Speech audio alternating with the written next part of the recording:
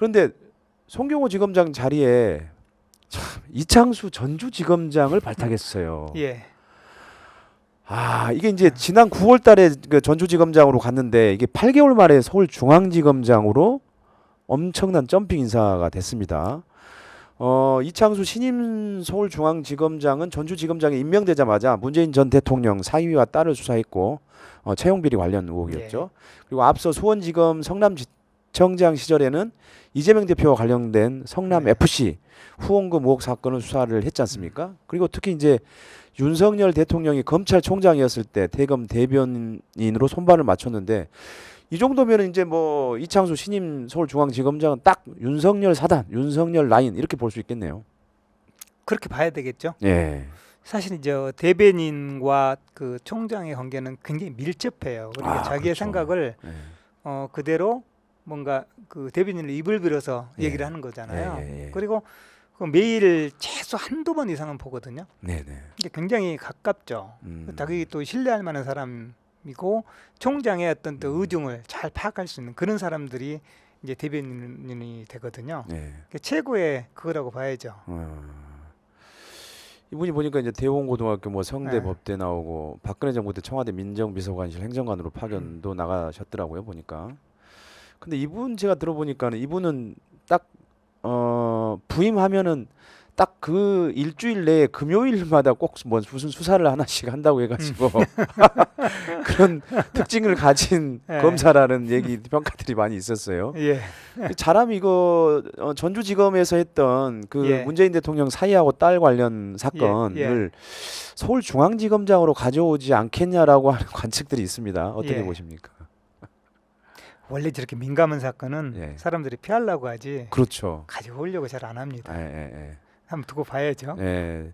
아마 가지고 오지는 않을 것 같은데요. 아 그럴까요? 지금 저 머리 아픈 사건이 한두 개도 아닌데 그렇죠. 서울중앙지검에는 좀 아주 민감한 그렇죠. 사건들이 좀 있죠. 굉장히 많죠. 예. 근데 그 혹시 그 이 신임 중앙지검장 이창수 지검장을 좀 아시나요? 좀 알죠. 예. 예. 그러니까 어떻습니까? 좀 수사를 제대로 할 수 있는 검사입니까? 아니면은 윗선의 심기를 좀 잘 살피는 검사입니까? 이제 개인적인 이제 인물평인데 그거는 상상이 좀 조심스러워요. 네. 그런데 이제 이 친구 같은 경우는 네. 원래부터 수사통이라기보다는 좀 기획통이 기획통. 이제 어울리죠. 음. 이제 그런 사람을 지금 이제 중앙지검장으로 이제 발탁을 했는데 옛날에도 보면 전통적으로 이렇게 뭔가 총장이라든지 중앙지검장은 좀 조금 유한 사람 내지는 공안이나 기획 쪽을 좀 많이 썼던 그런 경향은 좀 있어요. 물론 특수통도 썼지만 그게 이제 왜 그러냐면 그 사람들은 좀 강하지 않아요. 뭔가 말도 좀 이제 기획이나 이제 공안 쪽이 조금 더 말을 좀 잘 듣고 특수 쪽은 좀 약간 꼴통들이 좀 많이 있는 편이에요. 아 그래서 컨트롤이 좀 잘 안 되죠. 그러니까 인사권자한테 저항할 때도 있고 갈등을 그렇습니다. 빚을 때도 예, 있고. 예, 예. 지금 쭉 보셨잖아요. 네, 이 사람들은 그렇죠. 어떤 사건을 보고 이건 흑익이 맞는데 백이라고 하라 그러면 거기에 대해서 저항을 한단 말이죠. 예, 그게 이제 좀 특수 쪽이 좀 그런 사람들이 그런 특징들 좀 많고 이제 공안 계획은 좀 이제 덜 그러죠. 이제 약간 공안 같은 게 해바라기라고 그러는데 해를 향해서 고기를 숙이는 거죠. 약간 그런 어떤 말들이 있어요. 말들이 있는데 네. 지금 기본적으로 그래서 총장이라든지 역대 총장이라든지 이런 사람들을 보면 특수통보다는 공안기획통들이 훨씬 더 많아요. 네. 나름대로 뭔가 위에서 지시하기 이전에 이미 윗사람의 의중이 뭔지를 파악해서 거기에 맞추려고 하는 경향들이 좀 있단 말이죠. 그러니까 임명권자나 위에 있는 사람들이 좀 편해요. 그래서 지금 인사는 물론 이제 본인도 좀 대통령 입장에서 보면 좀 편하기도 하겠지만 나름 어떤 특수통보다는 좀 이게 기획통이고 그러다 보니까 조금은 컨트롤하기가 좀 용이하다고 보지 않았을까라는 생각을 해요. 제가 아까 이제 그 이원석 검찰총장 얘기할 때 그 부분을 좀 잠깐 까먹었는데요. 예. 그 다음 어쨌든 간에 뭐 4개월 뒤면 어쨌든 검찰총장 인사를 해야 되잖아요. 물론 중간에 해야죠. 이원석 총장이 뭐 사퇴할 수도 있겠지만 그것도 그렇죠. 사퇴하면 사퇴한 대로 검찰총장 이제 후보를 사실은 해야 되는데 지명해야 되는데 예. 좀 어떤 검찰총장 후임이 와야 된다고 보세요?